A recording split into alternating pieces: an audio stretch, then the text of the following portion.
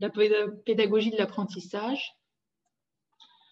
Une situation d'apprentissage doit donc susciter la curiosité intellectuelle, poser un problème à résoudre, faire sens pour l'élève, apprendre oui, mais apprendre quoi? Verbaliser sur les activités, les stratégies, les retours réflexifs. Sans cette étape réflexive, il n'y a pas d'apprentissage. Échanger avec les autres, imiter, être en contradiction, entrer en conflit, être déstabilisé, se confronter. Échanger permettent d'apprendre. Utiliser ce que l'on sait déjà et mettre en relation les activités.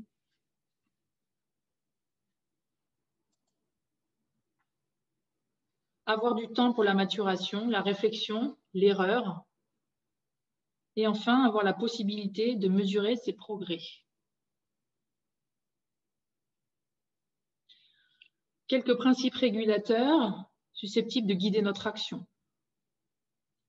D'abord, nul ne peut apprendre à la place de quiconque et l'apprentissage requiert un engagement du sujet, qui est le seul à pouvoir effectuer. Quiconque enseigne doit néanmoins concevoir des situations qui soient les plus adaptées aux élèves et les plus rigoureuses possibles en fonction des savoirs à transmettre. La transmission, pour autant, ne survient pas mécaniquement. Elle est la rencontre entre une intention d'enseigner et une volonté de comprendre.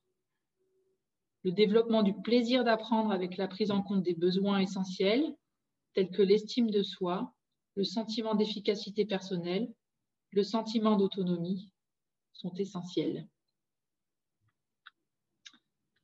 Les neurosciences et la pédagogie. Dans le monde de l'éducation, c'est une innovation. Améliorer l'enseignement et l'apprentissage parce que l'on connaît du cerveau.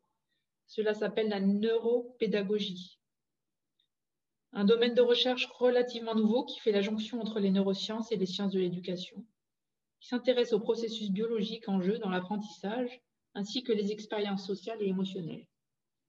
D'une manière pratique, les applications de la neurologie mènent vers les évolutions dans la manière d'enseigner et d'apprendre et visent in fine à stimuler de nouvelles zones du cerveau, à créer des connexions pour faciliter les apprentissages. Cela n'a rien de sorcier, vous utilisez sans doute déjà dans votre classe la vidéo, les associations d'idées, vous faites des cartes mentales. Vous êtes donc déjà un praticien de la neuropédagogie qui s'ignore. D'après Stanislas Dehaene, psychologue cognitif, neuroscientifique et professeur au Collège de France, 4 facteurs déterminent la vitesse de facilité d'apprentissage. L'attention, l'engagement actif, le retour d'informations et la consolidation.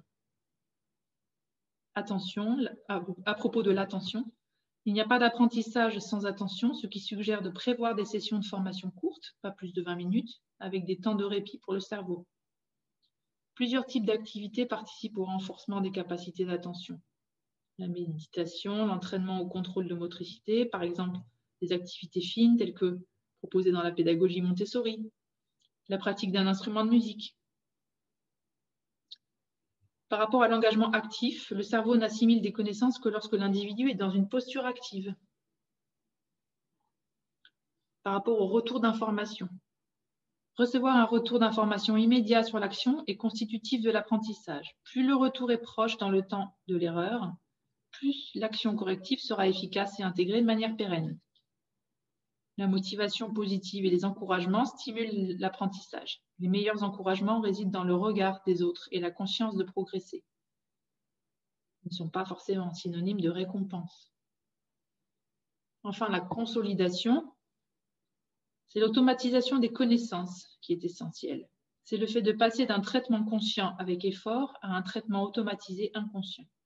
Le point culminant d'un apprentissage est le transfert de l'explicite vers l'implicite. C'est l'automatisation des connaissances et des procédures. Cette automatisation passe par la répétition et l'entraînement.